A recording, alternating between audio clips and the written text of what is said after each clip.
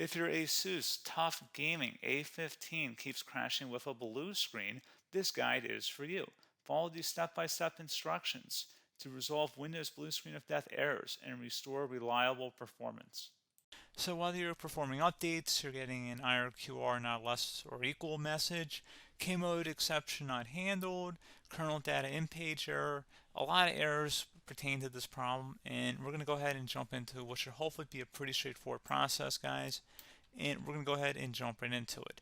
So first thing I'd recommend doing would be to actually go ahead and boot to the troubleshooting utility on Windows 11.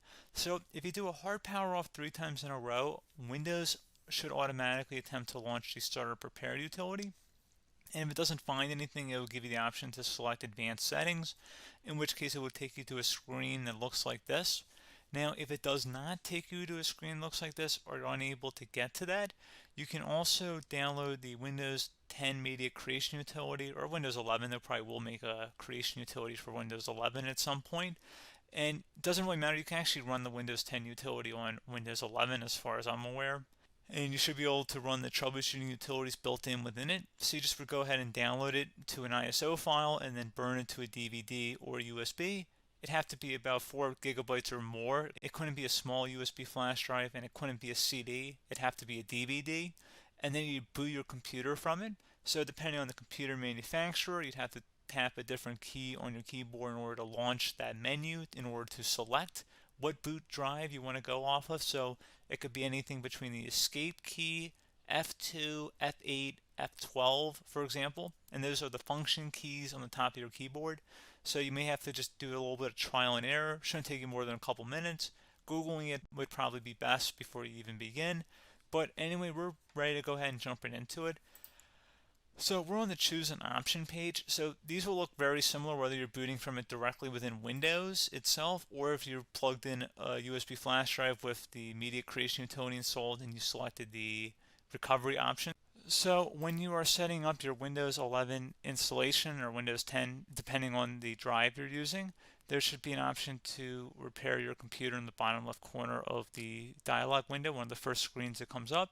You go ahead and select that, and then it would take you to a troubleshooting screen like you see here. And you want to go ahead and select troubleshoot, reset your PC, or see advanced options. And then there are going to be a whole bunch of options in here that we're going to explore in today's video. The first one, we're going to actually go underneath advanced options and then select startup prepare, fix problems that keep Windows from loading. So go ahead and select that first.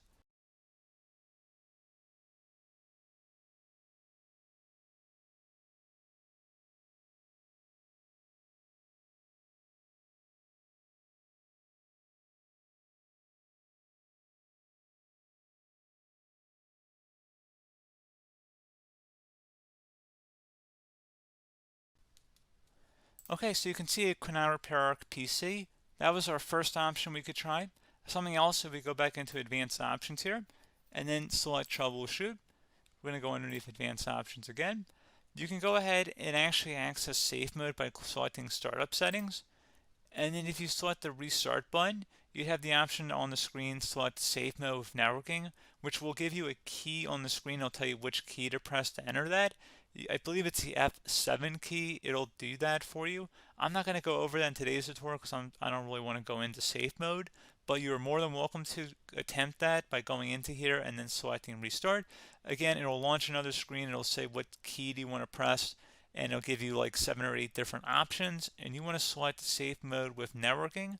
There's also an option for a command prompt too, but that's going to be something we're going to cover later in this video, and we don't even have to go through that in order to access it. So that's why I'm not going to really push for that, because unless you know exactly what's causing the problem, you probably don't need to go into safe mode.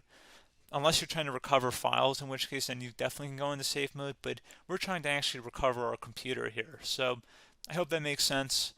Something else we can also try here as well would be to uninstall updates, remove recently installed quality or feature updates from Windows. So if you go ahead and select that, you can uninstall the latest quality updates, which generally is the more day-to-day updates. Feature updates are the less regularly released ones, like the big ones. I would equate it to service packs in like Windows 7 and Windows Vista and Windows XP. So larger updates that occur once or twice a year at most. And the quality updates are more just a regular update. So probably obviously depend. It'll take longer if you're going to try and uninstall the latest feature update versus quality update, and maybe you don't need to go back that far. So just giving you guys a couple of pointers with that. Something else you can also look at here, and we're going to jump into the command prompt in a little bit, but you can select System Restore, which will use a restore point recorded on your PC to restore Windows. And this is something I would highly recommend here, guys. So select Next. Assuming you have a restore point saved on your computer, you go ahead and select the most recently created one, and you'll select Next, and then you'll select the drive. You shouldn't actually have to select the drive. You can scan for affected programs, but we're going to keep it all default here, and then we're going to select Finish.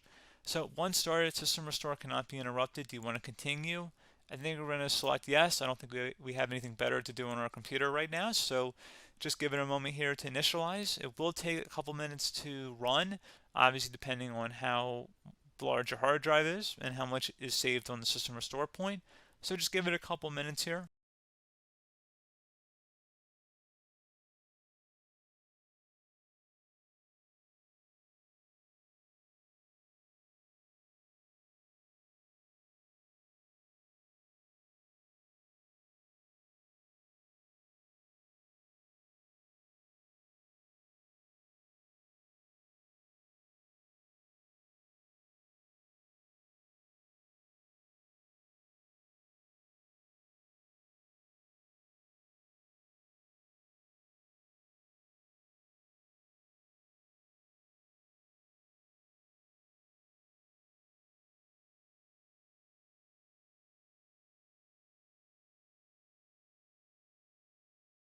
Okay, so you can see System Restore completed successfully.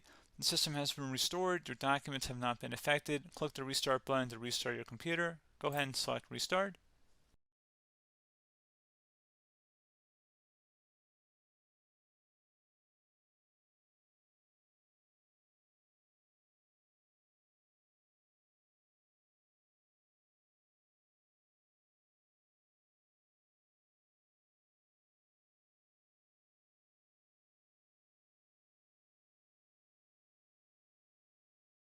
Okay, so you can see the system has been restored successfully. We're going to go over a couple different methods addition to that if that did not work. So I'm just going to pause the video and we're going to start back on the recovery screen that we started with. Okay, so a couple other things we can try here too. If you go back into troubleshoot, you can select reset your PC, while you choose to keep or remove your personal files and then reinstalls Windows. You can select to keep my files, which will remove apps and settings but keeps your personal files.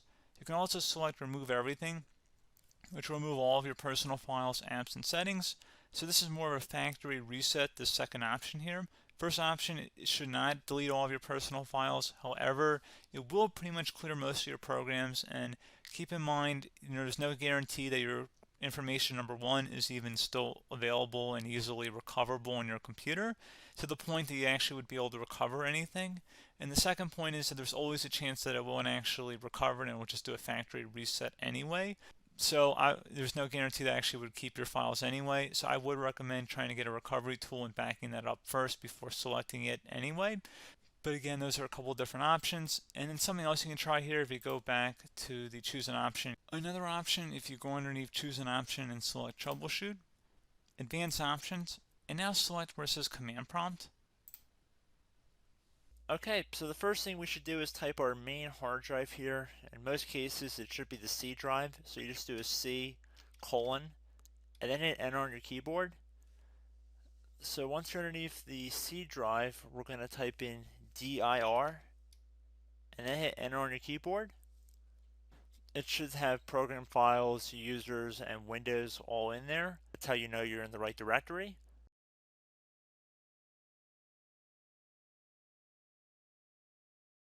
In some cases, it might be the D drive as well, so just keep that in mind.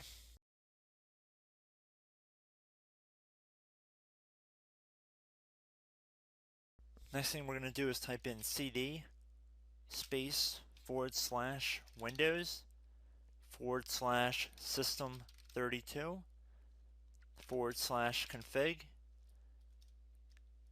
and then you're going to hit enter on your keyboard.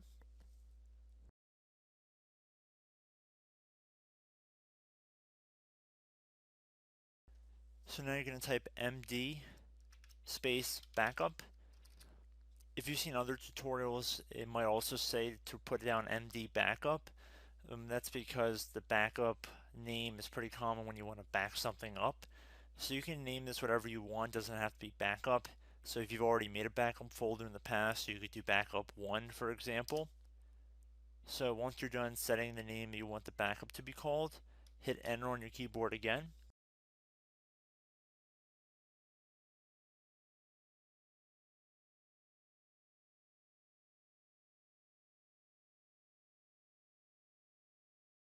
At this point, you want to type copy, C-O-P-Y, space. Then you want to do the star symbol above the 8 key. Then do a period or a dot, whatever you want to call it. Then another star sign, and then another space, and then type backup. And then hit enter on your keyboard.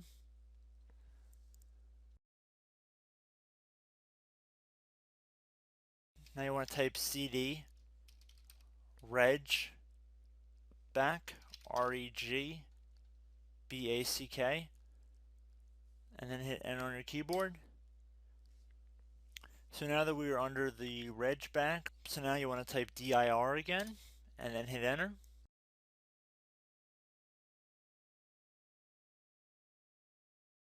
So now at this point we're going to type copy again. So copy, space, star sign, dot, another star sign, space, and then 2 dots. So we're going to type copy, space, star sign, dot, sign, star sign, dot, dot, and then hit enter on your keyboard again. So for overwrite, you want to overwrite all. So type A on your keyboard, so capital A, and then hit enter on your keyboard.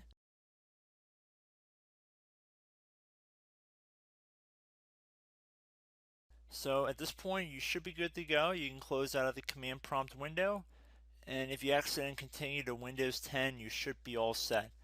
So I hope one of these 3 or 4 different methods we went through in this tutorial helped you guys out. Again, I'm not sure if you guys heard me earlier, but try to go back into your safe mode if possible and uninstall any programs you know might be conflicting with the Windows startup if you can get into safe mode.